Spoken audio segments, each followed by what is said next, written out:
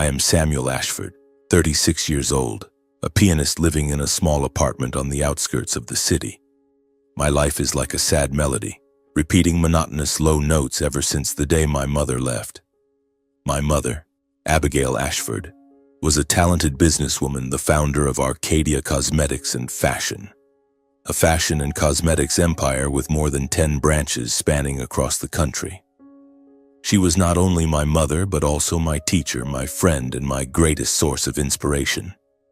But 8 years ago, a horrific fire at the headquarters took her away from me forever. Or at least that's what I once believed. From that day on, I lived a reclusive life. I avoided everyone, immersing myself in music as a way to forget the pain. My apartment was a dark space, with an old piano placed in the middle of the living room, faded photos of my mother and me hanging haphazardly on the walls, and unfinished sheet music scattered across the floor.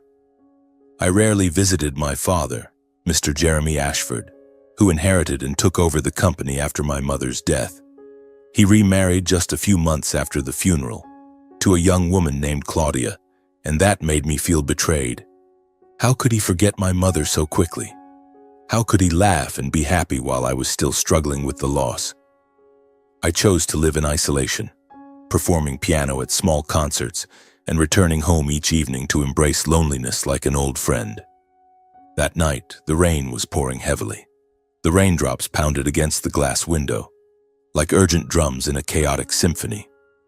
I sat by the piano, my fingers gliding lightly over the keys, playing Debussy's Clair de Lune, my mother's favorite piece. The gentle sound spread through the damp space, but my heart felt heavy. It had been 8 years, yet the pain was still as fresh as an unhealed wound. I missed my mother terribly, remembering how she would sit beside me, listening to me play, then smile and say, "My son, music is the way for the heart to speak to the world." Now my world was left with only shadows. The clock struck 2 in the morning. I had just turned off the light, collapsed onto the bed, trying to fall asleep. The rain showed no sign of stopping, with thunder rumbling in the distance. Then the phone rang, cutting through the silence. I startled, reaching for the phone on the nightstand. The screen lit up, displaying an unknown number. No name, unfamiliar. Who would call at this hour? I hesitated for a second, then pressed the answer button. Maybe it was a wrong number or a late-night advertisement call. "Hello?" My voice was hoarse and tired. The other end was silent for a few seconds, with only faint, weak breathing. Then a woman's voice spoke, trembling as if trying to control her emotions. "Samuel, my son, it's me, your mother." My heart seemed to stop beating. I sat up abruptly, gripping the phone tightly. That voice, strangely familiar yet distant, like an echo from an old dream. What are you saying? Who are you?" "It's me, Samuel. It's Abigail. I've remembered everything. I'm alive." I felt the blood rushing to my head, my ears ringing. Anger surged like a wave. This must be a scam. 8 years ago, my mother died in a fire. I had seen her charred body with my own eyes, identified by the platinum necklace, the gift my father gave her for her birthday. The funeral was grand, with hundreds of people paying their respects, and I had cried until exhaustion beside her grave. Now someone dared to call in the middle of the night to fake this? "Who are you? How dare you? What kind of sick joke is this? I'll report you to the police." The woman's voice trembled more, but remained firm. "Samuel, calm down and listen to me. I know you're in shock, and so am I. But this isn't a joke. I am Abigail, your beloved mother. Do you remember when you were 6 years old, you hid in the closet because you were afraid of your father scolding you after breaking your grandmother's favorite vase? I found you, held you in my arms, and said, 'Don't be afraid. I'll protect you forever.' Then I bought you a piano-shaped lollipop to comfort you." I was stunned into silence. That memory flooded back like a torrent. Yes, only my mother and I knew about that. My father didn't even know because she had hidden it for me. How did this woman know? My heart pounded, cold sweat breaking out. How do you know? Who told you?" "And there's more." Her voice continued, weak but full of emotion. When you were 12, you wrote your first poem for me on Mother's Day. The poem had the line, "You are the most beautiful note in the symphony of my life." I felt the world around me spinning. Those details were too private, too real. No one but my mother could know. But my mother was dead. I had buried her, lived 8 years in the pain of loss. If this person was my mother, then whose body was in the coffin 8 years ago? And if not, how did she know so much about my past? I was confused, stunned, my mind reeling. It can't be. You're lying to me. My mother is dead. The fire, everyone confirmed it. Samuel, I don't know what happened after the fire. I lost my memory. I've been wandering for 8 years, not knowing who I was. But a few days ago, I saw you on TV performing piano. The memories came flooding back. I remembered everything. I had to call you. A flicker of doubt crept into my mind, but along with it came hope. A fragile, painful hope. What if my mother was alive? What if that fire wasn't the end? I felt my heart beating faster, my breath quickening. The rain outside was still falling, but now it sounded like whispers from the past. You. What do you want? I want to see you, Samuel. To clarify everything, I need your help, and I need to know what happened over the past 8 years. I hesitated. My mind was in chaos, not clear enough to make a decision. My rational side warned that this could be a trap, but my heart desperately wanted to believe. I need time to think. I'll call back later. I hung up quickly and collapsed back onto the bed, still clutching the phone, tears streaming down my cheeks without me realizing it. I lay awake, my mind swirling with 1,000 questions. Was my mother alive? Or was this just an illusion? And if it was true, then how great a lie had I been living in for the past 8 years? I jumped out of bed, my bare feet stepping into the living room. My small apartment now felt like a dark cave, where I hid from the outside world. The rain was still pattering against the window, the wind howling through the cracks like whispers from ghosts of the past. I sat down on the floor, my back against the wall, and let the memories flood in. Tonight, more than ever, I needed to revisit those beautiful days with my mother, before everything shattered. My mother, Abigail Ashford, was an extraordinary woman. She was not just my mother, but also my life's inspiration. From a young age, I learned so much from her. I clearly remember my childhood days when my mother would take me to the headquarters office. It was a tall building gleaming under the sunlight, with colorful design rooms and the faint scent of cosmetics lingering in the air. Mother would sit at her desk, with her hair tied up high and her sharp eyes, explaining business to me. Samuel, my son, life is like a fashion collection.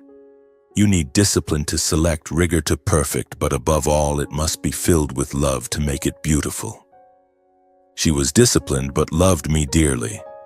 Once I mischievously knocked over a bottle of nail polish in the lab, and instead of scolding me right away, she made me sit down, clean it up thoroughly, and then explained, "Every mistake is a lesson, my child. But if you don't fix it, it will spread like an indelible stain." I burst into tears, but she hugged me close and whispered, "I love you and I believe you'll do better." That was how she taught me. Discipline not to punish, but to build. She taught me to play the piano from the age of 7, sitting beside me for hours, correcting my clumsy fingers. Music is the language of the heart, Samuel. Let it tell your story. Those afternoons under the golden sunlight filtering through the curtains, my mother and I were like two friends, sharing everything from music sheets to dreams. I remember a special memory when I was 10 years old. Mother was preparing for the launch of Arcadia's new collection. She was so busy that she even forgot to eat dinner, but she still made time to read to me before bed. She told stories about strong female entrepreneurs, then said, "My son, I built Arcadia not to get rich, but to prove that women can take control of their own lives, and you will inherit that spirit." I lay in her arms, feeling her warmth and the familiar scent of her perfume, a blend of vanilla and rose that she had mixed herself. In those moments, the world seemed perfect. Mother was the pillar of the family, the company, and me. My father, Jeremy, who was then the chief accountant at Arcadia, often came home late, leaving her to handle everything alone. But she never complained. "Love is silent sacrifice, my child," she once said. Then those beautiful memories suddenly shifted to darkness. I closed my eyes, trying to push them away, but they still flooded back. The fire 8 years ago, that fateful night that took my mother away. It was a hot summer evening. I was home alone practicing piano for an upcoming performance. The phone rang and my father's voice came through on the other end, calm to the point of coldness. "Samuel, something's happened. Your mother is trapped in the fire at the company headquarters." My heart seemed to stop. I didn't know what to do. I rushed out, hailed a taxi to the scene. When I arrived, a horrific sight unfolded before me. The Arcadia building engulfed in a sea of flames, black smoke billowing into the sky, the blaring sirens of fire trucks. Employees were running in chaos, some severely burned and being loaded into ambulances. I ran closer, shouting, "Mom, where are you?" My father stood there, his face pale but his voice steady. "She was in the research room. They say there was an electrical malfunction. The fire spread quickly." I couldn't believe it. Mother was always careful.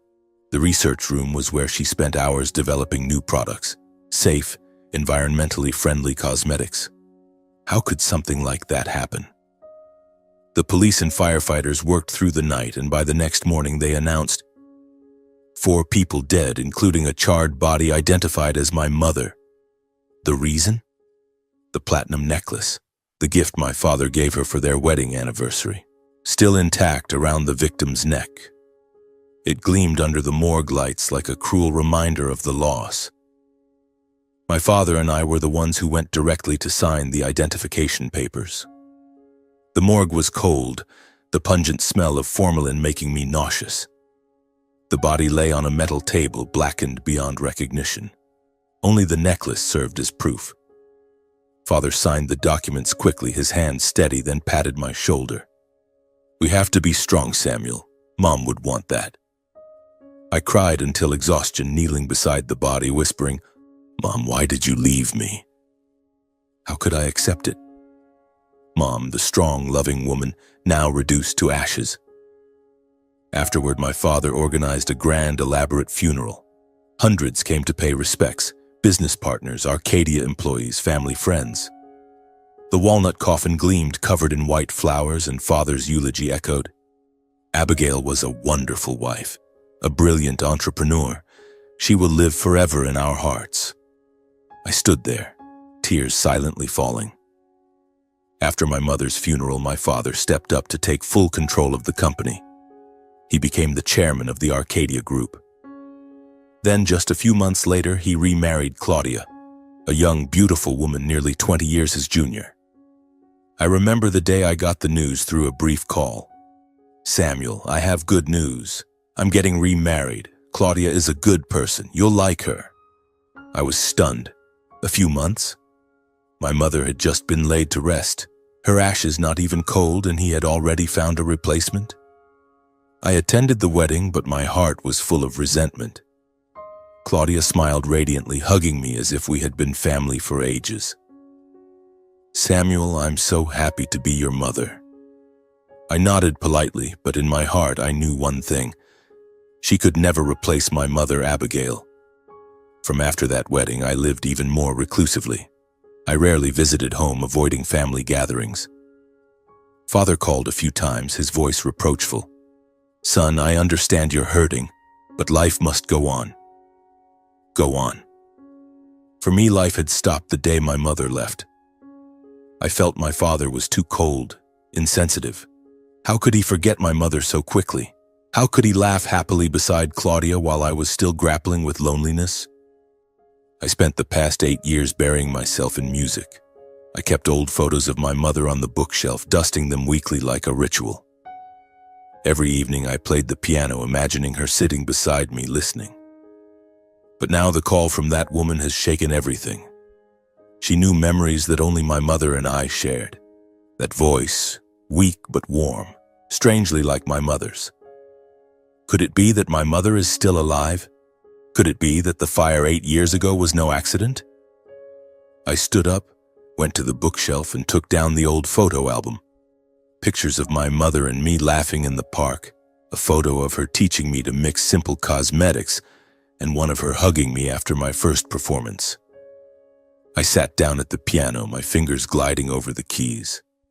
A sad melody rang out, blending with the sound of the rain. That night I didn't sleep. In my heart, a hope began to flicker. After 3 days of agonizing, I couldn't bear it anymore. That afternoon, the sky was overcast and gray. I sat by the window, picking up the phone. My hand trembled as I dialed. The phone rang a few times, then the woman's voice came through, weak but full of hope. "Samuel, you've called back." "Yes," I said, my voice dry and raspy. I need to confirm the truth. Who are you? How do you know about my past?" "I understand you're confused," she replied, her voice trembling. "So am I. But we need to meet. I'll tell you everything. Let's meet at a small cafe on the outskirts, somewhere quiet. The Old Oak Cafe on Elm Street. Tomorrow at 2 in the afternoon?" I hesitated. The outskirts, far from the center, with few people around. Was it safe? But then I thought, if it was a trap, I could call the police, and if it really was my mother. "All right, I'll be there."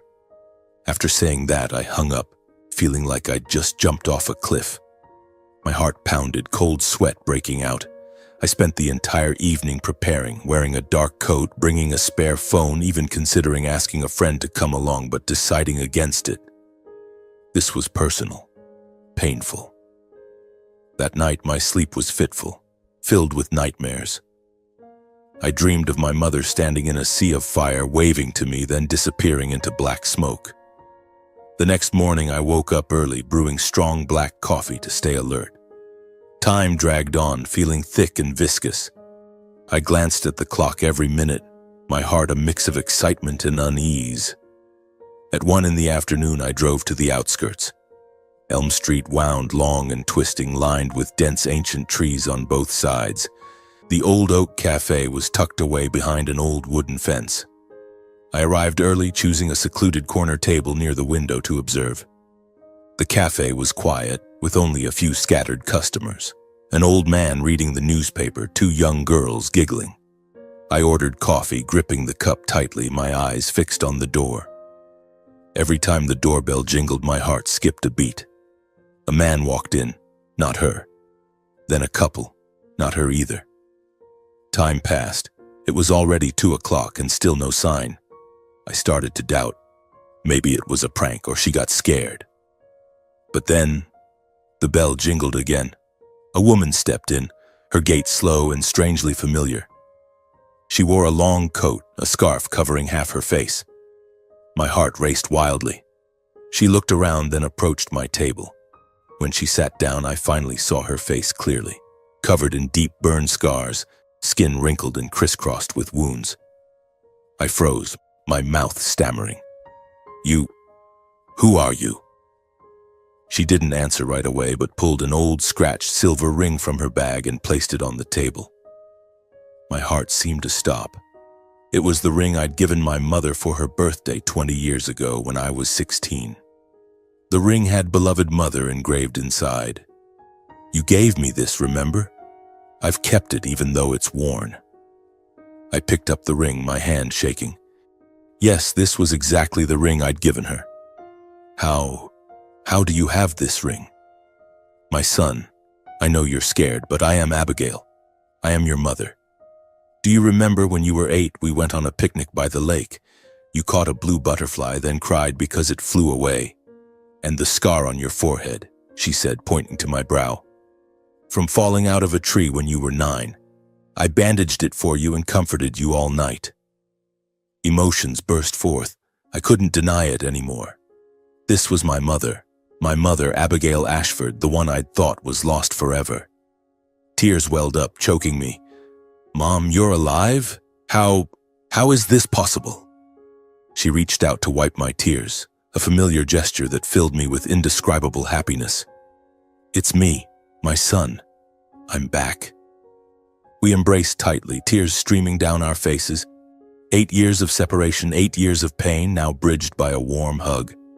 The cafe blurred in my vision, leaving only my mother's warmth. She was thinner, weaker, but still my mother, the strong woman who had taught me everything. After that embrace, we sat back down, holding hands tightly. I told her about the past 8 years, my solitary life, music as my refuge, and my resentment toward my father. She listened, her eyes red and teary. "I'm sorry, Samuel. I didn't remember anything. After the fire, I wandered, amnesiac. I lived like a nameless person doing whatever to survive. But when I saw you on TV playing the piano, everything came flooding back." I looked at my mother, her eyes glistening with tears, the scars on her face like cracks wrought by time. We were still sitting in that small cafe, now even quieter, with only the gentle background music echoing softly. I gripped her hand tightly, that warm sensation like a fragile dream that could shatter at any moment. "Tell me, Mom. Tell me everything. What happened? Why did you disappear?" Mom took a deep breath, her voice trembling as if trying to gather the shattered fragments of her memories. She began to recount slowly, each word like a knife slicing into the past. "My memory, they're so disjointed, Samuel.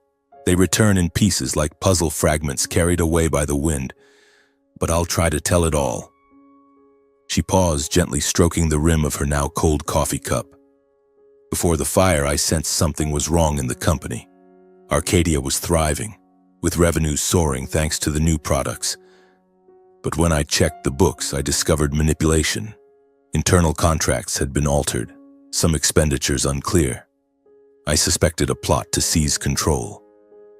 Someone was trying to push me out of my founder's position. I listened intently, my heart pounding. This was the first time I'd heard about these troubles in the company. Mom had never told me about any issues. She always maintained a perfect image for me. A strong businesswoman, unshakable. "Who, Mom? Who did it?" Mom shook her head, her eyes distant. I wasn't sure at the time, but I decided to investigate. That fateful night, I stayed late in the research room alone. That room was my favorite place, with test tubes, cosmetic samples, and stacks of documents.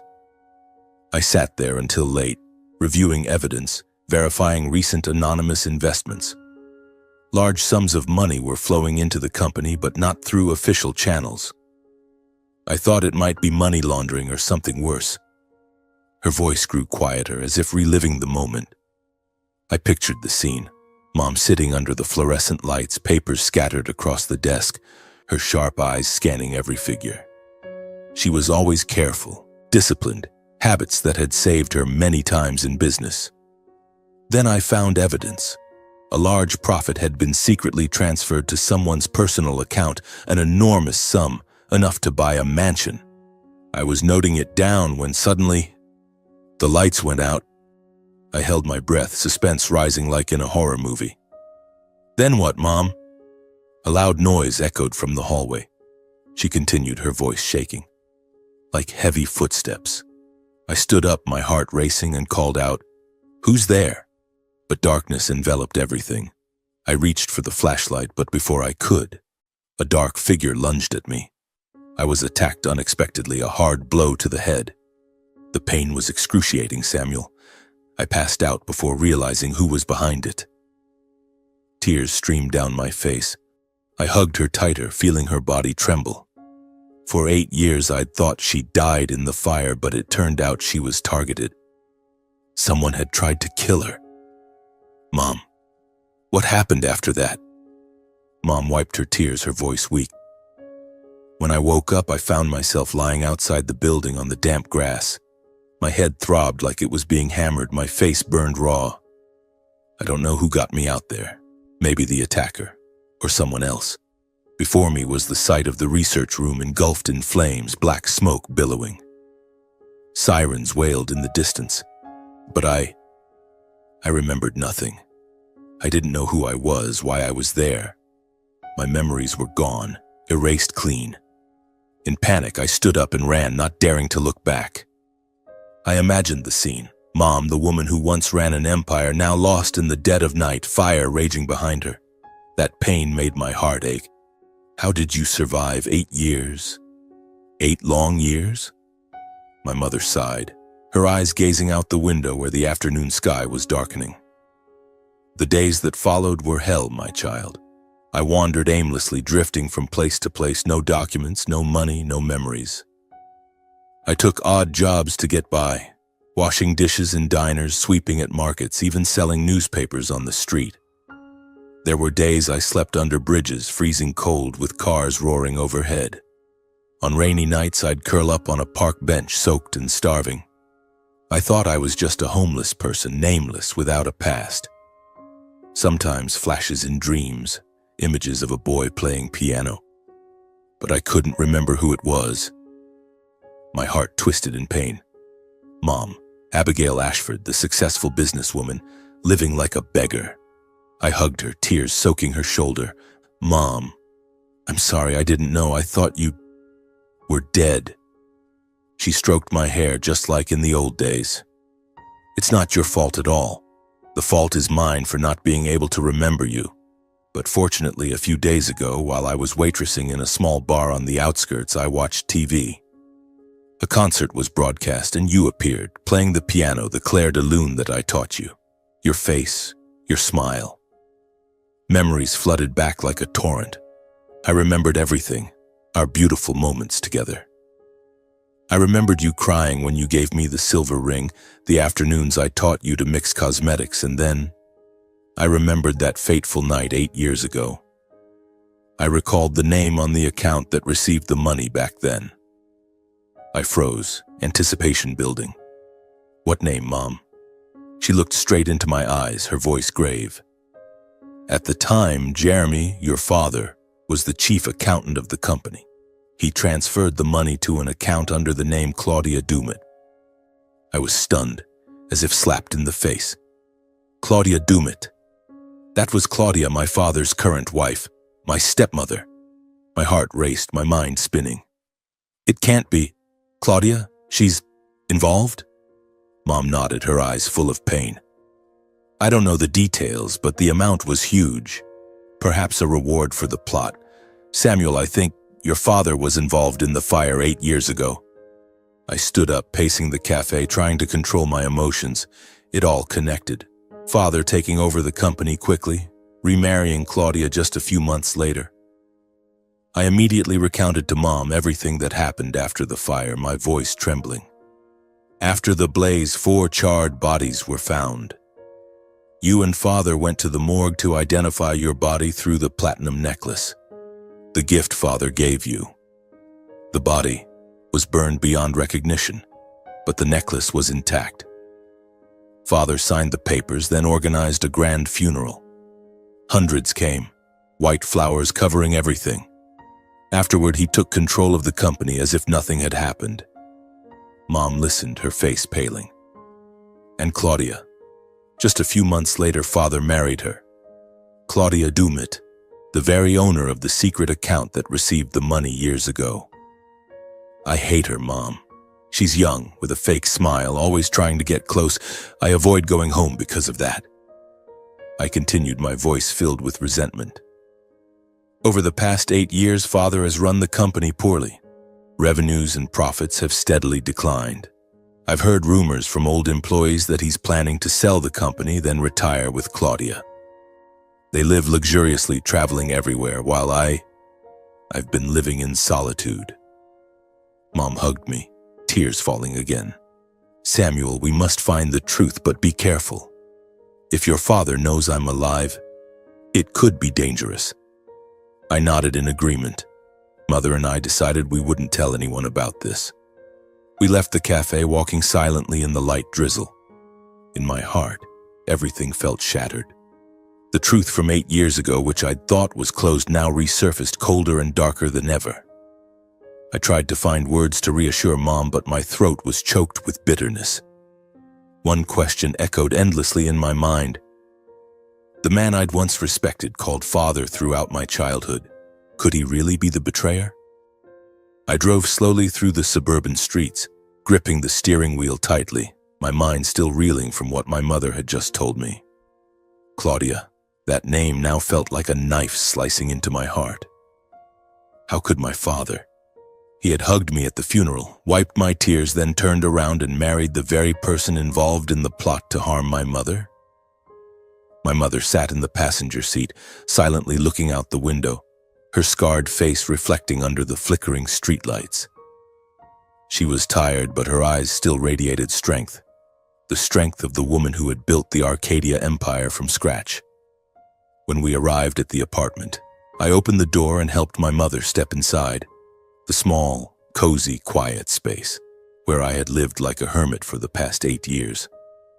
The living room with the old piano in the middle, the bookshelf filled with sheet music, and the small kitchen with the faint scent of coffee. My mother paused at the threshold, her eyes scanning the old photos on the shelf, photos of her and me laughing in the park, her hugging me after my first performance, family photos from the old days when my father still smiled happily beside her. She reached out to touch one photo, her voice trembling. You've kept them. I thought everything was lost. I hugged her from behind, tears streaming down again. I couldn't throw them away, Mom. These photos are all I had. They helped me get through the days. We sat down on the sofa and I brewed hot tea for her. She took a sip, then continued recounting details she hadn't finished at the cafe. Those wandering days, I had terrible headaches, Samuel. Memories came back in bursts like migraines.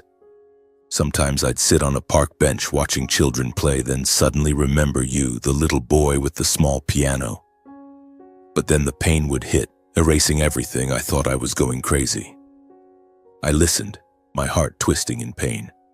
She told me about the odd jobs, washing dishes in diners until her hands blistered, sweeping leaves in the park under the rain, even begging from strangers.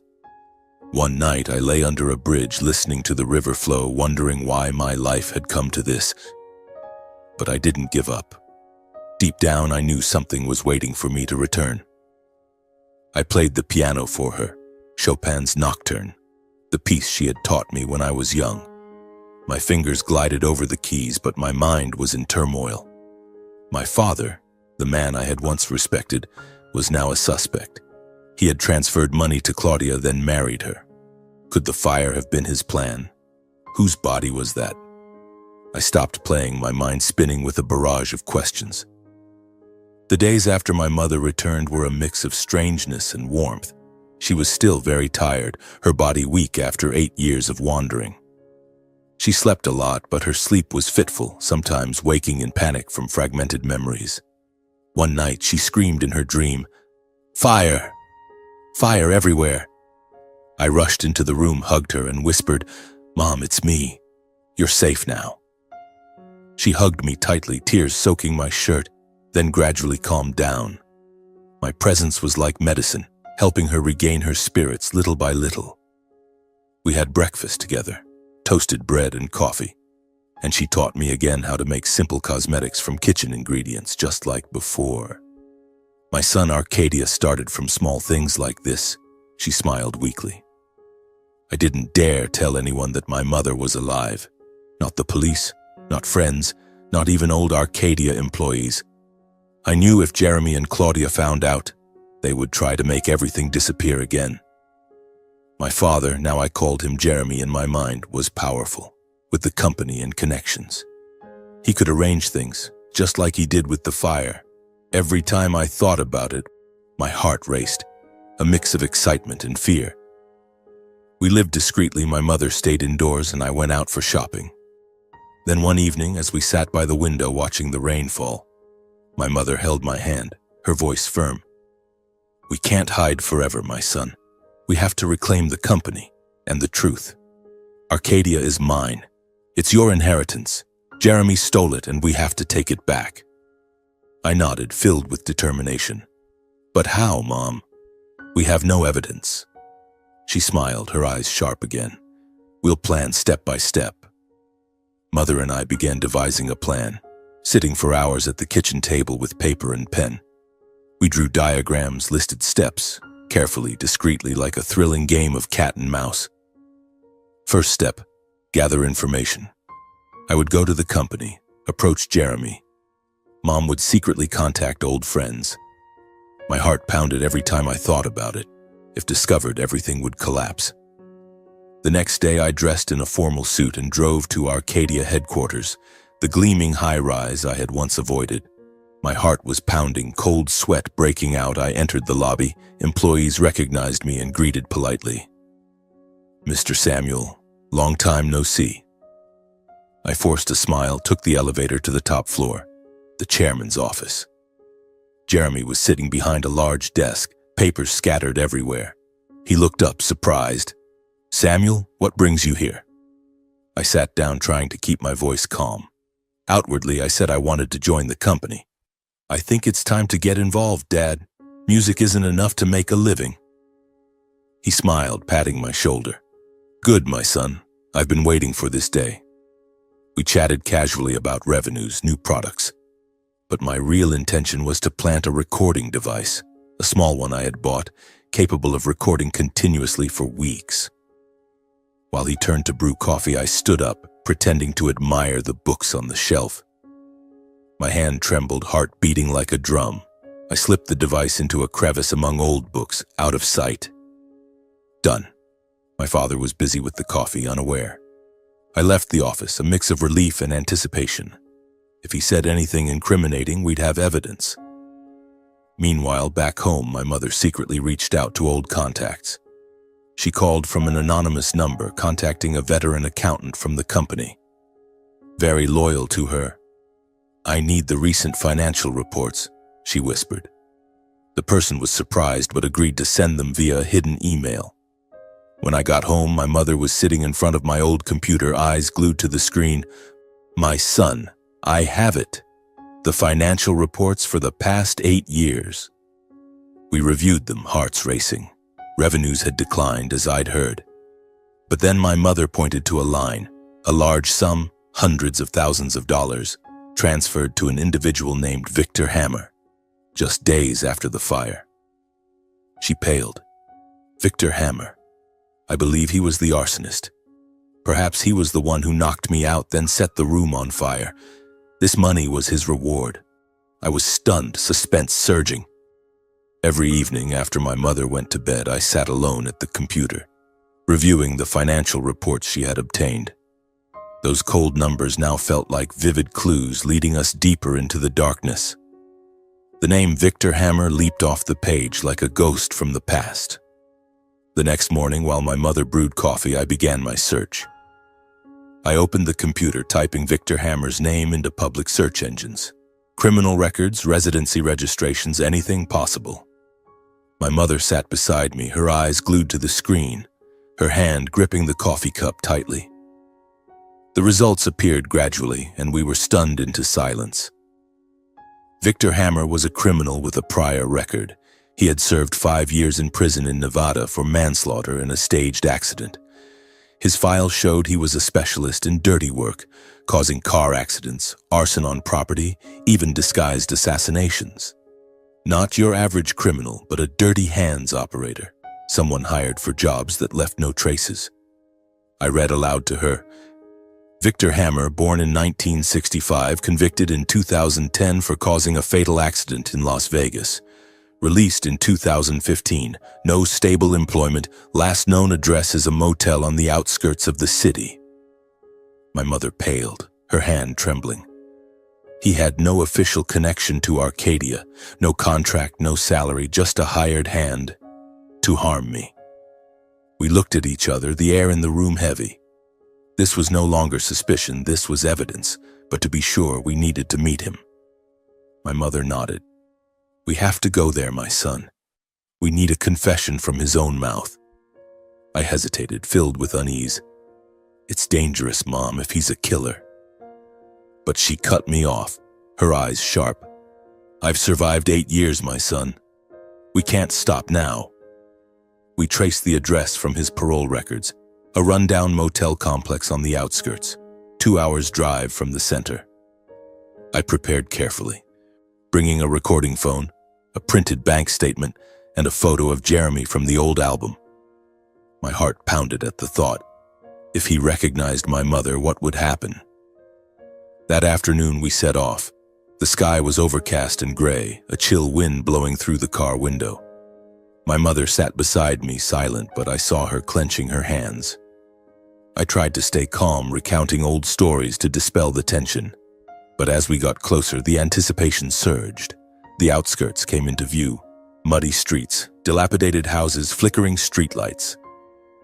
The motel was a squat building, walls stained and peeling, a musty smell hitting us as we parked. We stepped out, the cold wind cutting like knives. I looked around. A few rusty cars, a dog barking idly in the distance. My heart beat like a drum, cold sweat breaking out despite the chill. My mother held my hand. Together, my son. We climbed the rusty stairs, searching for room number 12, Victor's address. Each step felt heavy, the wood creaking, echoing through. I took a deep breath and knocked. The knock resounded in the dim hallway like a call from hell. The door cracked open, revealing a gaunt face. Victor Hammer, tall, gaunt, bloodshot eyes, unkempt beard. He wore a worn-out t-shirt reeking of cigarettes and alcohol. His rough demeanor still carried the marks of a repeat offender. Tattoos covering his arms, a scrutinizing gaze. "What?" he growled, his voice hoarse. I swallowed, trying to keep my voice steady. "Mr. Victor Hammer, we need to talk." He looked us over, his eyes narrowing when he saw my mother, but perhaps the scars disguised her. He didn't recognize her immediately. "Who? I don't know you." He started to close the door, but I blocked it. "I want to talk about the fire 8 years ago at Arcadia. I suggest you let us in. Otherwise, you'll pay dearly." He froze, a flash of fear in his eyes. "Come in," he muttered, opening the door wide. The room was pitch dark, cluttered. A rumpled bed, empty beer bottles everywhere, walls stained with smoke. We entered, the stifling air making it hard to breathe. My mother sat on an old chair. I stood beside her, hand ready to start recording. My mother got straight to the point, her voice cold. "Mr. Victor, we have your bank statements. A large sum from Arcadia right around the time of the fire 8 years ago." She pulled the printout from her bag and pushed it toward him. Victor snorted, smirking defiantly. "What are you talking about? I don't know who you are. Statements? Scam?" He grabbed the paper, his eyes scanning it, but I saw his hand tremble slightly. I calmly turned on my phone, showing him the transaction photo. "We have the full transaction printout. We can send it to the police right now. When they reopen that murder case, your name will be first." 5 years in Nevada wasn't enough? Victor flinched, his face paling. He pulled a cigarette from the pack, but his hand shook so much he dropped the lighter twice. He lit it, took a deep drag, then slumped onto the bed. After a few heavy seconds of silence, he began speaking, his voice low. All right, I was hired. 8 years ago, a man contacted me through a middleman. He paid me to handle a woman at Arcadia, knock her out, then set the fire. I did it, then got the money, $100,000 wired from Arcadia Group. My mother stiffened, her eyes widening. I clenched my fists, trying to suppress the rage. Tell us the details, I said, my voice calm but my heart boiling. He continued, stammering. Before that night, the man gave me a floor plan of the lab, a photo of the target. A middle-aged woman with her hair tied up high. He wanted me to knock her out and set the fire, make it look like an electrical fault. I sneaked into the building through the back door, confirmed the target, turned off the lights, and hit her from behind. Then I torched the room. Job done, money in the account.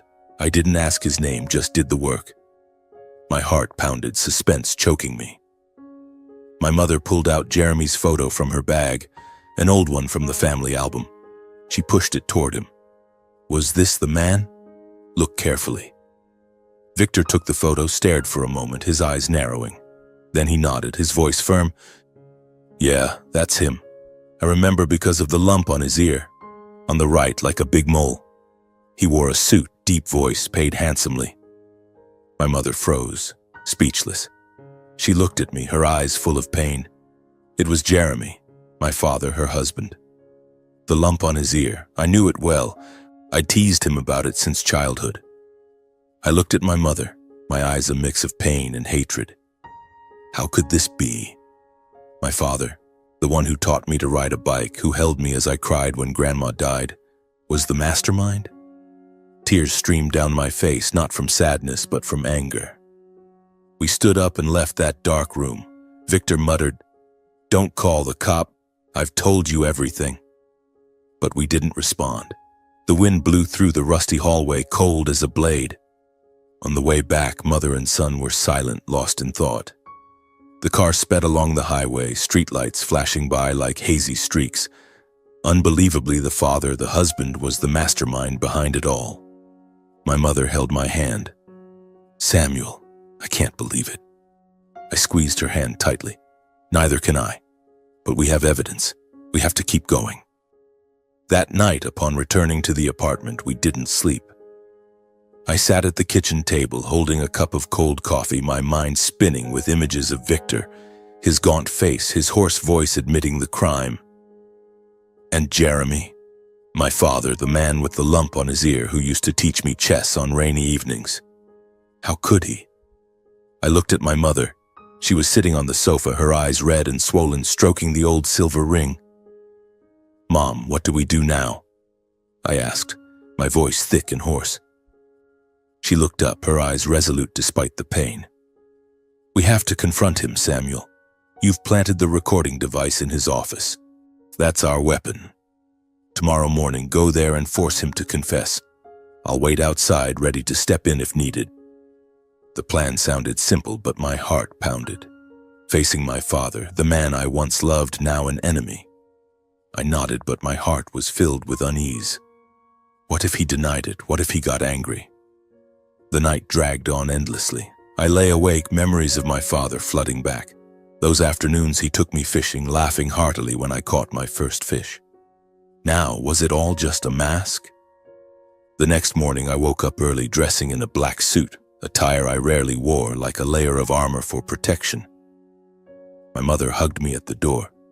"Be careful, my son. Remember, we're doing this for the truth." I drove to Arcadia headquarters, the towering building that was once my mother's pride, now like a fortress of betrayal. The grand lobby buzzed with employees, but I felt more alone than ever. The elevator took me to the top floor, my heart beating like a drum.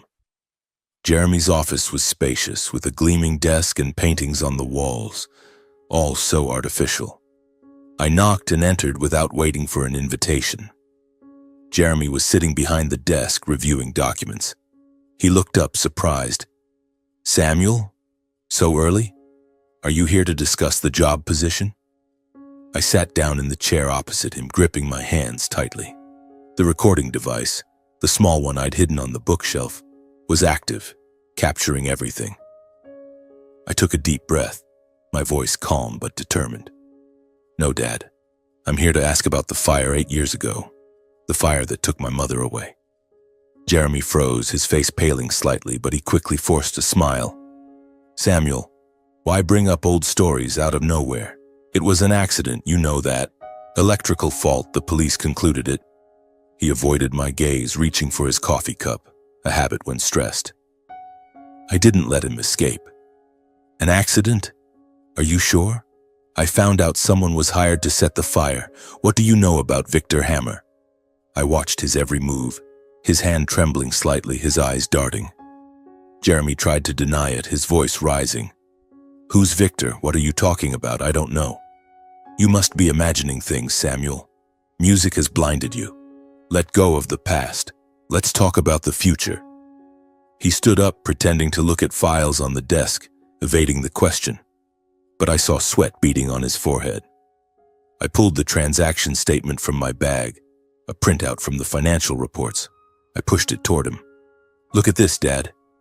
A large sum from Arcadia transferred to Victor Hammer right after the fire.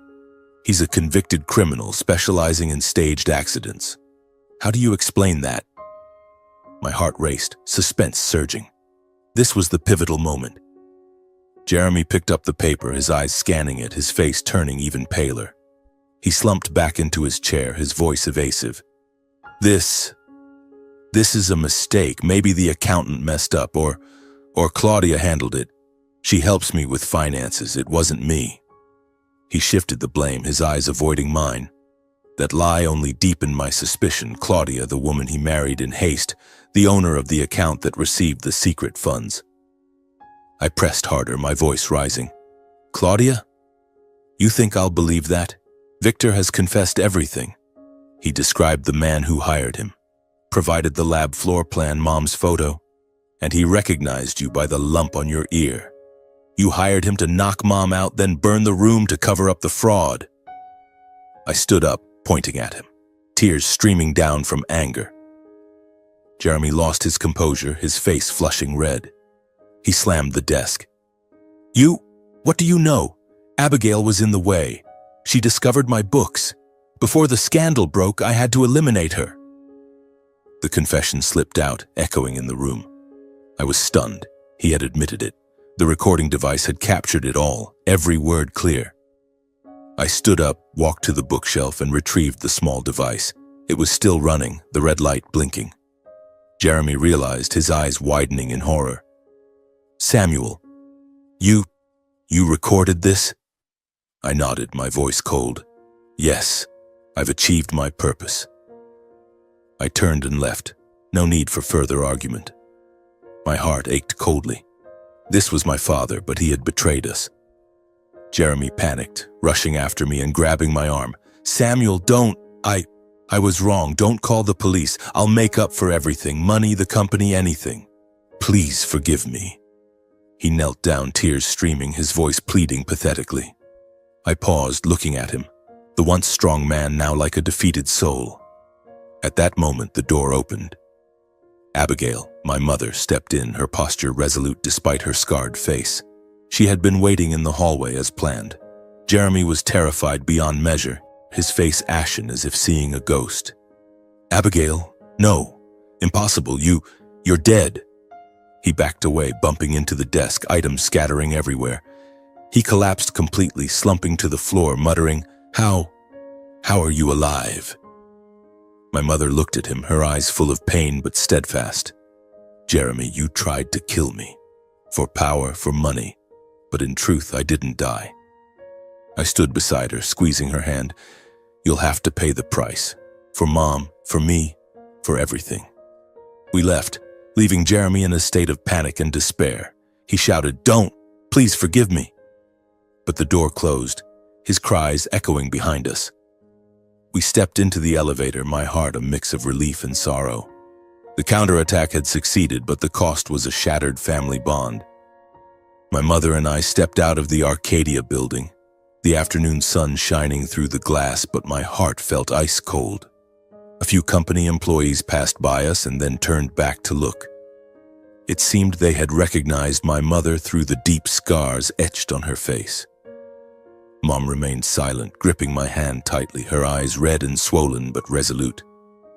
We headed home, not saying a word the entire way. The scenery outside flashed by, bustling streets, people hurrying about their daily lives. But for me, the world had changed forever. My father, who had once been the pillar of the family, was now nothing but the shadow of a betrayer. Upon arriving at the apartment, Mom slumped onto the sofa and sighed. "Samuel, we've done the right thing, but it still hurts." I hugged her, tears streaming down. "I know, Mom, but the truth had to be revealed. We can't let him continue harming others." A few days later, my mother and I decided to take action. We compiled everything onto a USB drive and a handwritten letter explaining the entire affair. My heart pounded at the thought. Once sent, there was no turning back. But Mom held my hand. "My son, this is justice. I've lost 8 years. Don't let anyone else suffer." I nodded, drove to the local police station, and handed over the full recordings and financial records to the investigators. The officer who received the files widened his eyes upon hearing the summary. "This is a serious allegation, Mr. Ashford. We'll investigate immediately." I left the station, feeling relieved but still anxious. The game was now in the hands of the law. Just a few hours later, everything exploded. The police acted swiftly, like a storm descending. I turned on the local news channel and the scene unfolded. Police raiding the Arcadia office, employees scattering in panic, papers flying everywhere. They searched every drawer, every computer, seizing stacks of documents, fraudulent ledgers, forged contracts, and evidence related to the murder plot. The media swarmed in, cameras flashing, reporters crowding outside the door. Then the footage shifted to Jeremy's private home, the large house where he and Claudia had lived luxuriously for the past 8 years. Police broke down the door, searching every room, confiscating laptops, phones, and hidden cash stashes. My heart raced, a mix of suspense and satisfaction. Finally, the truth was exposed. Justice had spoken. Jeremy was arrested on the spot at the company headquarters in full view of the employees and media. I imagined the scene, him sitting in his office, face pale as the police burst in. "Jeremy Ashford, you are under arrest for suspicion of conspiracy to murder and financial fraud," the officer declared. The Arcadia employees, those who had once been loyal to my mother, stood outside, whispering and staring in astonishment. Reporters crowded around, microphones thrust forward. "Mr. Ashford, do you have anything to say?" Jeremy bowed his head, silent, only muttering something under his breath. The image of him being led to the police car in handcuffs spread across social media. I watched the clip over and over, my heart aching. This was my father, the one who used to hold me to sleep when I was afraid of thunder. But now, he was a criminal. News of the case spread rapidly, shocking the business world and the press. Major newspapers ran front-page headlines. "Scandal at Arcadia, chairman arrested for plotting to kill ex-wife."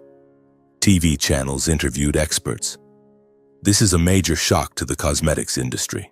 Abigail Ashford, the legendary founder, might still be alive. Social media erupted. The hashtag Arcadia scandal trended in searches, people sharing the story and commenting angrily. I read the comments. Who knew such dark schemes lurked behind the empire? My heart pounded with anxiety. Would people believe us? But then support flooded in. From my mother's old employees sending messages, "We've always believed in Ms. Abigail." Meanwhile, Claudia, my stepmother, tried to flee but was arrested at the airport as she prepared to leave the state. I learned about it through the news. She had bought a one-way ticket to Mexico, her suitcase stuffed with cash and fake documents. But the police had been tracking her and swooped in during check-in. The arrest video went viral, Claudia struggling, screaming, "I'm innocent! This is a conspiracy!" But they handcuffed her and led her away. Further investigations confirmed Claudia's involvement in the crimes. She was the recipient of the secret funds, helped Jeremy cover up the fraud, and even knew about the plan to harm my mother. She was charged as an accomplice, sentenced to prison for participating in the crimes and embezzlement. I imagined her in jail, her fake smile gone, replaced only by fear. Jeremy faced a slew of charges: conspiracy to murder, financial fraud, falsifying business records. The preliminary trial proceeded quickly. His lawyer tried to defend. "This is a misunderstanding. Mr. Ashford is the victim of a plot." But the evidence was overwhelming. The recording, statements, Victor's testimony. He sat in the defendant's seat, face gaunt, no longer exuding authority. I watched the live broadcast, my heart tightening at the sight of him looking haggard, eyes full of regret. But I turned away. Justice had to be served. My mother and I were invited by the police to cooperate with the investigation, providing additional evidence and key testimonies. We went to the station a few times, recounting the details. From the strange call to the meeting with Victor, Mom was calm, her voice steady. "I lost 8 years, but now I want justice." I described the recording, my voice trembling. The officer nodded. "You're very brave. Thanks to you, the case has been cracked." At Arcadia, the board of directors convened an emergency meeting, announcing the temporary suspension of Jeremy's position and the restoration of my mother's founding rights. The meeting was tense, but the majority supported it. They remembered her as the one who built the company. Mom entered the boardroom and everyone applauded. She smiled. "I've returned to save Arcadia." I stood beside her, proud but emotional. Images of my mother and me appeared on news broadcasts as symbols of justice and truth revealed after 8 years of concealment. Reporters interviewed, "Samuel, how do you feel?" I replied, "Painful but relieved. The truth has prevailed." Mom on TV, her scarred face radiant. My mother stood before the media affirming that she would rebuild Arcadia on a foundation of honesty and humanity, qualities her husband had lost. She declared, "Arcadia is not just cosmetics, but trust. I will rebuild it, focusing on women and charity." Everyone applauded and I hugged her. "You've done it, Mom." That scene unfolded right in front of the Arcadia headquarters under the golden afternoon sunlight. Cameras flashed incessantly, reporters crowding with microphones extended toward my mother. She stood tall, despite the scars on her face from the fire years ago, but her eyes shone with vitality. I stood beside her, my heart filled with pride mixed with emotion. 8 years of suffering, 8 years of loss, now ending in this moment. Justice served, and my mother, Abigail Ashford, returning to her rightful place. But behind her smile, I knew there was still pain. The pain from the betrayal of the husband she once loved. After the trial concluded, Jeremy and Claudia were officially sentenced. It was a day of pouring rain, as if the heavens were weeping for their downfall. I sat in the front row of the courtroom, gripping my mother's hand tightly. The judge read the verdict, his voice echoing. Jeremy Ashford sentenced to 25 years in prison for conspiracy to murder, financial fraud, and falsifying records. Claudia Dumit, as an accomplice, sentenced to 15 years in prison for participating in embezzlement and concealing crimes. All their sins were laid bare before the law.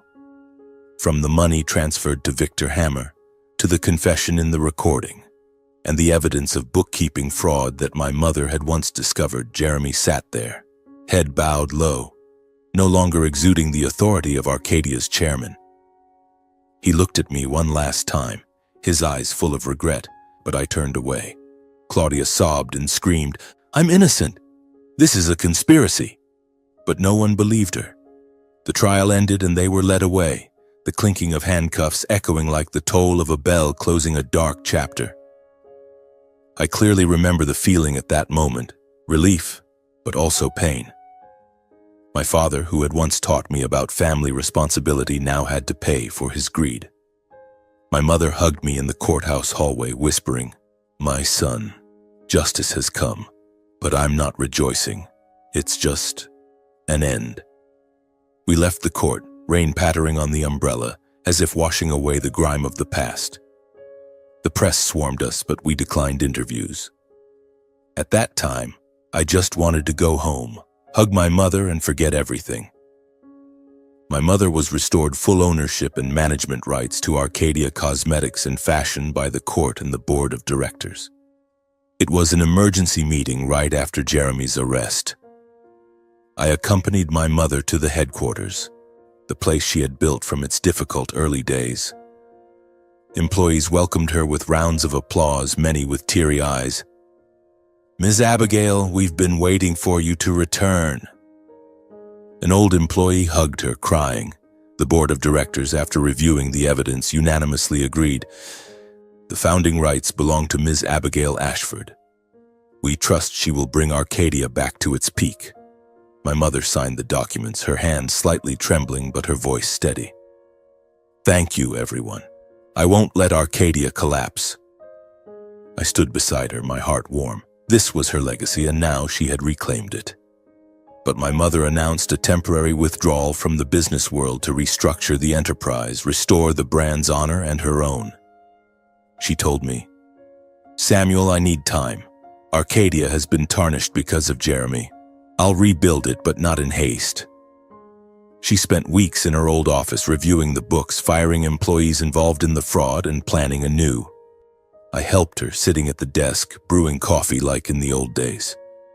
"Mom, I'm proud of you," I said. She smiled. "My son, this is for us, for what we've lost." I continued my music career, but this time I performed not just for art, but also out of gratitude to my mother and for what we had overcome before. I played the piano to forget the pain, to escape. Now each performance was a tribute. I composed new pieces inspired by our journey, like Ashes and Hope, with somber low notes leading to a brilliant climax. At the first concert after the incident, I stood on stage, the lights shining down, and said, "This piece is dedicated to my mother, the strongest woman I know." The audience applauded, and I saw my mother in the front row, her eyes sparkling. Playing now held deeper meaning. It was how I healed and shared lessons about justice. 3 days later, my mother and I moved to a small house by the lake, a simple, peaceful life after years of loss. The wooden house was rustic, with a balcony overlooking the shimmering lake, 2 hours' drive from the city. We decided on this after the trial. We needed a place to forget the noise. Every day I taught my mother to play the piano. In the evening, she sat listening to me practice pieces written just for her. In the early mornings, the first sunlight streamed through the window. I sat at the piano with my mother beside me, her hands still clumsy on the keys. "Mom," gently, I smiled, lightly adjusting her fingers. She laughed too. "I'm old now, my son, but I love learning from you." Those sessions were filled with laughter, dispelling any lingering shadows. As night fell by the fireplace, I played a new piece, Mother's Song, inspired by childhood memories. My mother sat listening quietly, eyes half closed, tears rolling down. "It's so beautiful, Samuel. It feels like it's embracing me." Those moments were healing balm, helping us reclaim the peace we had lost. After my mother handed over daily management to the new team, Arcadia began to revive, focusing on charitable activities supporting women in need and victims of violence. Though no longer directly running it, she still provided clear direction. "We're not just selling cosmetics, but helping women gain confidence." She established a fund to support victims of domestic violence, donated cosmetics to impoverished women, and partnered with charitable organizations. Revenues gradually increased, and the press praised Arcadia from scandal to symbol of humanity. I felt proud seeing my mother in the news, but she only smiled humbly. "This is for people like me, who once lost everything but stood up again." In one interview I shared, "Justice isn't just for revenge. It's to reclaim the humanity we lost when hurt." It was a TV interview after Arcadia launched a new collection. The reporter asked, "What have you learned from the incident?" I replied, my voice emotional. "Justice is healing.